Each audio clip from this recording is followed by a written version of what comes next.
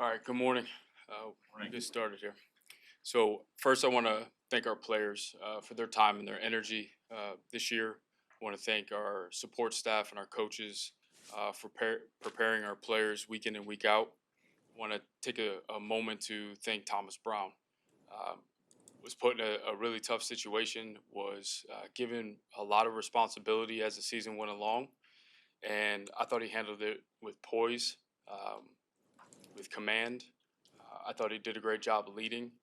Just watching him inside the team meeting room, seeing him address the team, I thought he did a great job bringing accountability to the forefront. Being a truth teller was really important at that time. I want to thank our fans for their support and their patience. I understand their frustrations just with where the team is right now, and they have my word. I'm doing everything I can, and we are as an entire group to get this thing back on track and headed in the direction it needs to be, and they can take pride in their team. I want to give a special shout out to Jalen Johnson for making Pro Bowl for the second year. That's no surprise from anyone in our building. His preparation, his detail, his process is always on point, and that's allowed him to be successful and consistent. In terms of injuries, some of the long-term ones with surgery. Braxton just got out of surgery a couple of days ago with his ankle, and he's healing up. Billings got his pec repaired. He is out of the sling already and getting stronger, which is no surprise. And Jalen Jones also had a shoulder operation as well. In terms of the concussion guys, Brisker and Bates, they're feeling back to themselves. And I got faith in all those guys that they're going to be back ready to help us next year. I don't have a specific timetable in terms of their return, but they're heading in the right direction. In terms of UFAs, we have just a few of them in terms of our starters.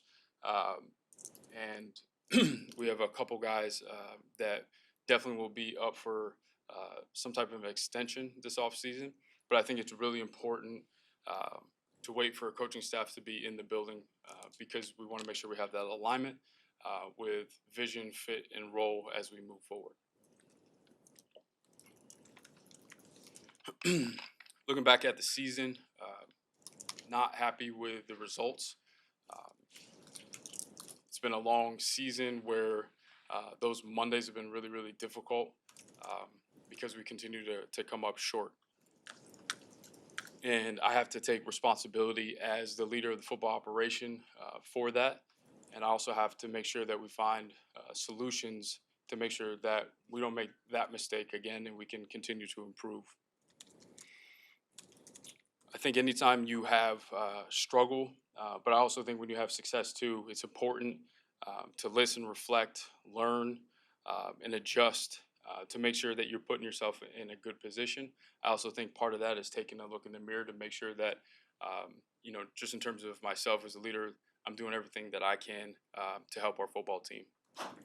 After spending time going through the exit process with our players yesterday, reflecting and taking time to look back, one of the things that popped out, and I think it was a common theme, is I think we have to change back to our process over outcome. I think this year, with the excitement of the season, it was very much outcome over process. Winning, expectations, all of those things, which goals are fine. You never want to back down from that.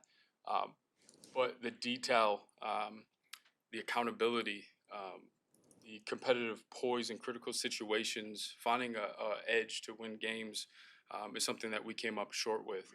I think as a front office, we got to continue to add talent to this roster. We have to make sure that the players we bring into this building also fit the culture that we want so we can continue to make strides forward. So I'm disappointed, just like our fans are, but I'm not discouraged. I believe we have a strong core of players that we're going to connect to the right staff as they come in to make the progress that's needed. I'm grateful for George and Kevin and their trust in me to continue to get this thing back on track and get it corrected. I do want to address some of the things that I've heard about the relationship between Kevin and I that couldn't be further from the truth. We spend almost every single day together talking about solutions and direction of where we want to be and where we're going to go. Um, I mean, it is so far from the truth. It was a little disappointing to hear that, to be honest. But we do have the strong core that we're going to get with the right staff and make things happen. I was proud of the way some of our core veteran players played this year with DJ, Jalen Johnson, TJ Edwards, um, Kevin Byard, Cole Komet. And I was very excited and happy with the development of guys like Dexter, Darnell, Rome, and Caleb. Looking at Caleb, I thought he did some really good things, but I also know that there is so much more left in him and his game and his skill set. I love the flashes that he showed. I love the 2 minute drills and his ability to put the team in a position to win games multiple times this season. That is a championship caliber trait. We watch that, especially this time of year moving forward. We watch that happen a lot, and we're going to continue to build off of that. We have cap space, we have draft capital, and like I said, we have continuity to continue to roll forward. In terms of our coach search, we've taken the last month or so to prepare our process. We've taken time to look back at the past processes to make sure that we're making changes and adjusting so that this is an absolute success.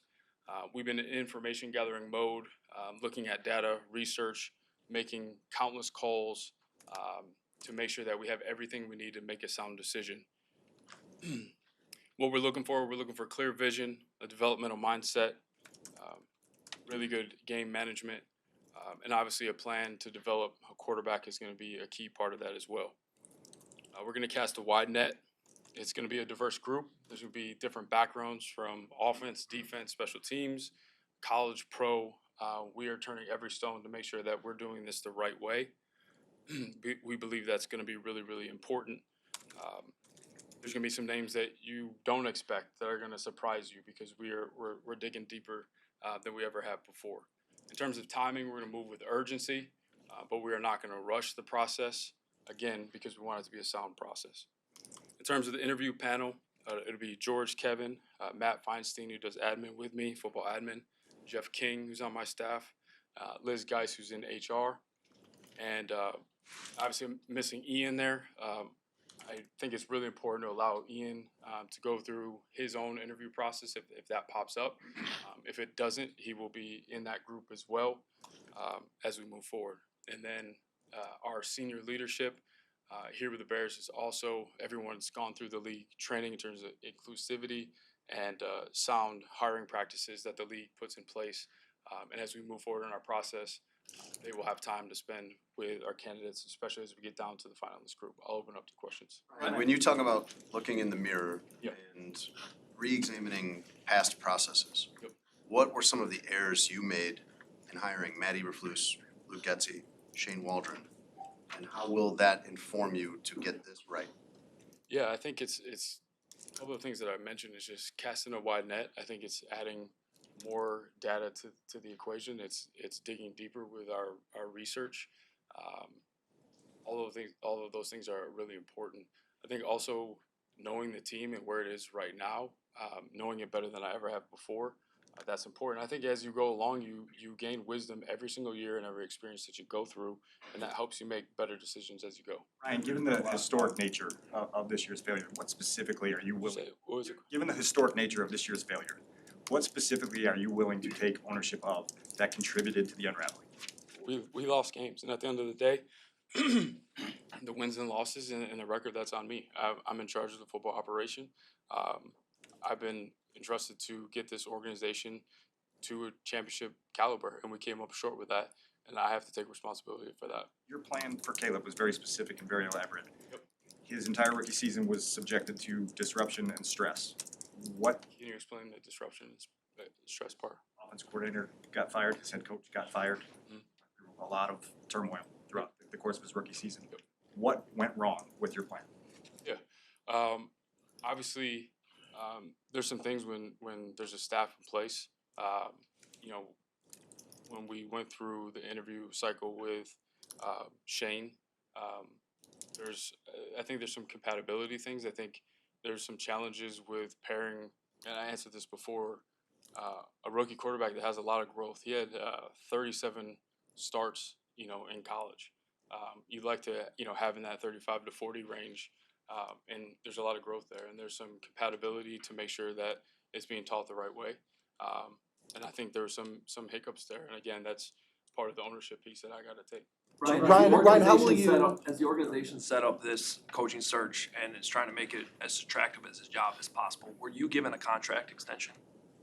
I've said from the day I've been hired, I'm not going to get in my contract that I just think it's a very personal thing in terms of how much I'm making and how long I'm making it. You understand why if any? Yeah, so the candidates that we talk to, that'll be something that I can address with them. What did, There seems to be maybe an overriding, or at least a theme in the locker room that the players need more discipline, need to be challenged more. Yeah.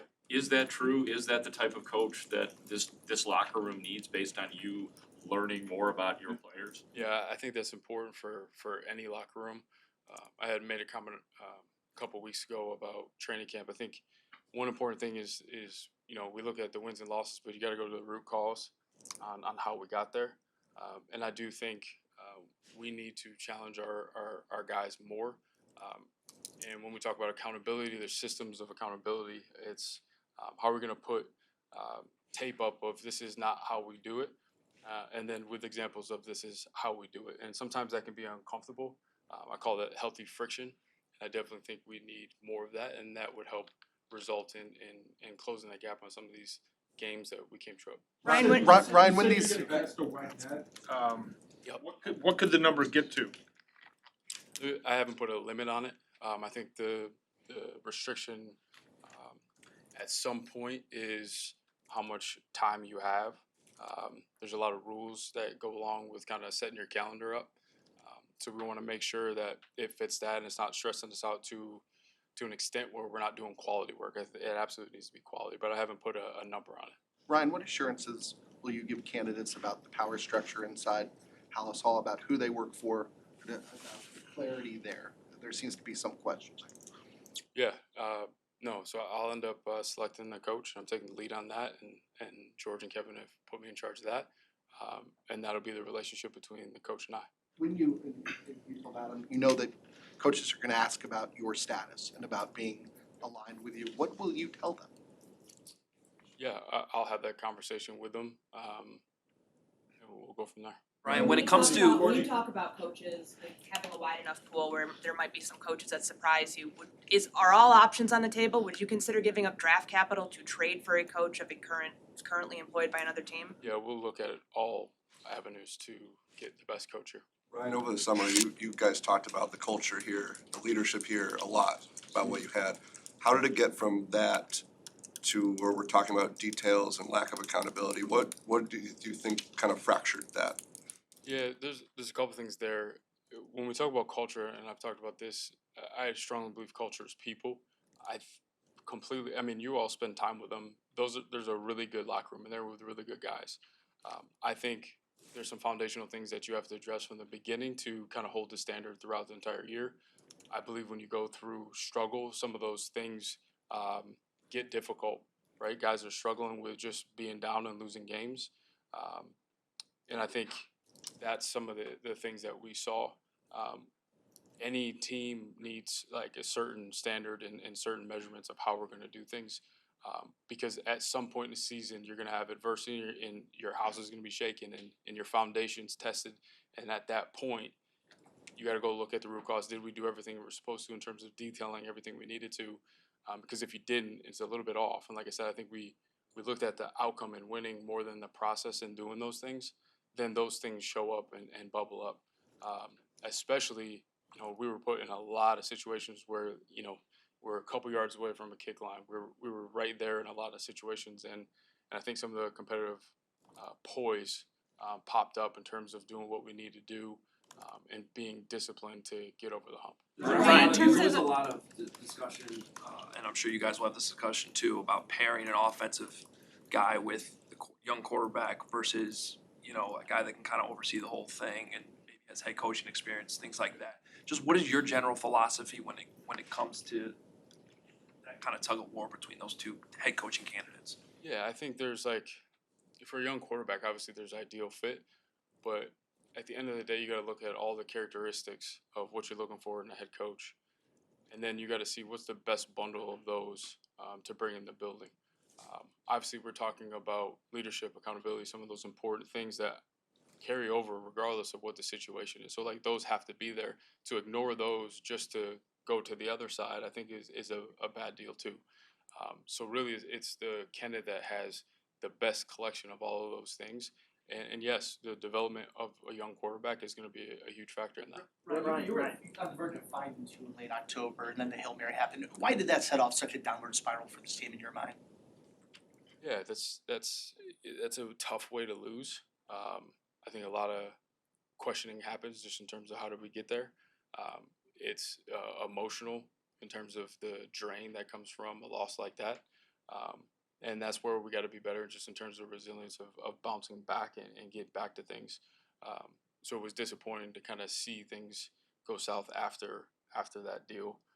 And there's a lot of learning lessons from that game for our guys to make sure we don't put ourselves in that position again. What was the most frustrating element for you of the offensive line play throughout the season? And then can you touch on Montez Sweat's season? Mhm. You got the big impact last year, had some different injuries this year, but didn't seem to be the multiplier, which I think was the word you guys used a year ago. Yeah.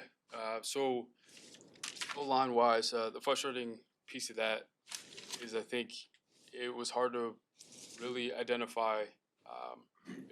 I'll say it this way: there wasn't one reason. It wasn't always the offensive line. It wasn't always the quarterback. It wasn't always the running back in protection. There's a lot of factors in there to look into, and I think all were involved, and it's a place we need to improve as we move forward. Because obviously, you don't want your quarterback hit that much, and some of those things do fall on Caleb. I think he's mentioned that to you guys in terms of getting us in a position to pick things up and also getting the ball out on time. And that's part of being a young quarterback is you're trying to figure out the coverages and you're seeing a lot of different things, but you're also trying to be right, and that leads to some of those sacks. So I think again, there's a lot of learning to be done in that situation. Ryan, what about Sweat? Yep, I'll answer. For Montez, we had a good conversation. I know he's disappointed in himself and wants to continue to get better. I know, and he knows he's capable of much more. Also, as we continue to build the defensive line, adding more talent on that will help. When we looked at some of the chip numbers and the double teams, he did get a fair share of those too. And the way that you defeat that is continue to add talent to create more one-on-one matchups. Ryan, you mentioned this leadership group. Can you expand on who else that is and why it's important that they're involved in your search here?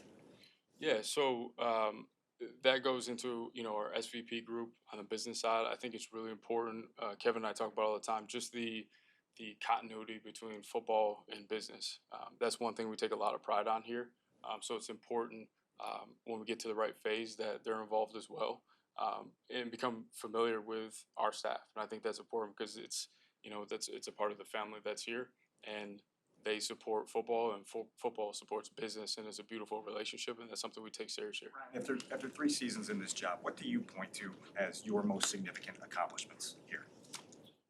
Yeah, so the things that we've done on the roster, I think from a quarterback position, I think he hasn't even hit close to his ceiling and hit a lot of milestones that haven't been hit here in a very long time. Just in this past draft, I think Roma Dunze is going to be one of the best receivers to come through here. He's a very talented, humble, and I think his leadership's going to grow. I mentioned Darnell Wright. I think from another top 10 pick, I think that's a guy that continues to get better every single year. The secondary, obviously, also being aware of the guys that were here that have done a nice job and extended and make sure that they are here. So I think there's just a lot of things on the roster that we continue to chip away. I think sometimes I'm hard on myself, and even looking at the situation for what we walked into and how much in the red we were to where we are today. I think as a front office, we can take a lot of pride in that. Are we going to hit on everything? No. Have we missed some things? Absolutely. I do take pride in the fact that we are learning from those misses and we continue to improve. So I think from a roster standpoint, we continue to get better. Where I want to get better is supporting the coaching staff to make sure that we have all the systems in place to make sure that things like happen this year in terms of the accountability, things like that. I want to make sure without micromanaging or getting into things like just awareness to make sure I'm pushing forward and being a good partner to say, hey, let's make sure we hit these things so that they don't manifest later. On that topic of accountability, you alluded in the pregame show a couple weeks ago that you traced some of this back to issues that popped up during training camp. What specifically are you referring to with that, and why didn't that get addressed back in the summer? Yeah, I think I mentioned it before, but we were just talking about discipline. Like we had some mistakes in pre-snap penalties, and we had a couple, they call them dojos, like don't jump situations in 2-minute drills that some of them showed up in practice, and it was addressed. But could we have done more? Could we have pushed more to make sure that they don't show up on game day? Ryan, are you guys using outside consultants in the coaching search in any way? Background, any of that? Okay. Brian, when you Background, yes. To do some background work, stuff like that. Speaking of background work, why is the list so long? You guys have had a month and a half to, you haven't been able to interview coaches over the last month and a half, but you've been able to do a lot of research and you could have narrowed that by now. There's some intriguing candidates that we want to talk to. Ryan, you put a lot of The locker room needing more leadership. Say that one more time. The locker room itself needing more leadership, like the players are asking for a coach, but I'm wondering if you're looking at the locker room right now thinking, I need somebody to come in there and. Yeah, well, we definitely will take that into consideration as we add more talent to the roster. I've also challenged in some of our exit meetings, some of our guys to take the next step to lead as well. I was in the same category, and some of our guys were too, in terms of, I saw this and I just was, should I say something about this? Should I step up? And I encourage all those guys, we got to get to this place. We've been together long enough, there's continuity. We aren't going to take things personal anymore amongst each other, both in the front office and in football operations, but also in the locker room and in coaching. Like we got to be able to have healthy friction, like I talked about, to say, hey, that's not the way we're supposed to do it. Let's clean it up and get better, because again, that will show up later in the season. Ryan, what's the you stood by Matt Eberflus believing in his leadership ability. As you go through this next search, how do you properly identify what a leader looks like to run this football operations here for you? Yeah, just more sensitive on the follow through and the actions that come with, we all talk about a lot of things, and there was some follow through. I think to say like it wasn't all there, that he didn't do what he was supposed to do, would be false. I think it can be done stronger and more consistently, again, to make sure some of the little things don't pop up later. Historically, this franchise hires assistant coaches and makes them head coaches. I think only one in the last 100 years has been a head coach before.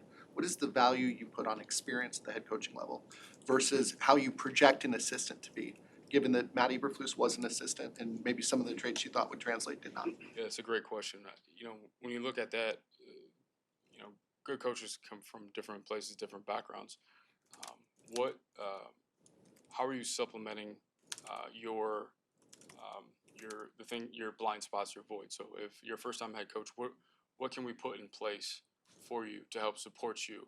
What do the coordinators look like? Are they former head coaches? You have an advisor that's a head coach that's at your right side to pick up some of the blind spots to say, hey, you might want to take care of this. This could turn into something later, or I think you might be missing here. So how are you supporting some of those blind spots if you are a first-time coach?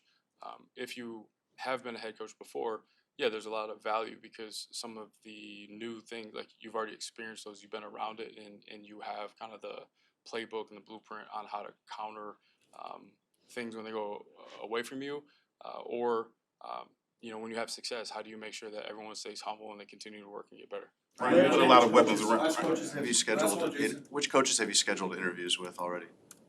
So what we will do, and I forgot to mention this, when we interview candidates and they approve it, we will make sure we put that out to you of who we interview. So I'm not going to go through and put all that out now, but as we complete an interview, we will send that out to make sure you have the name.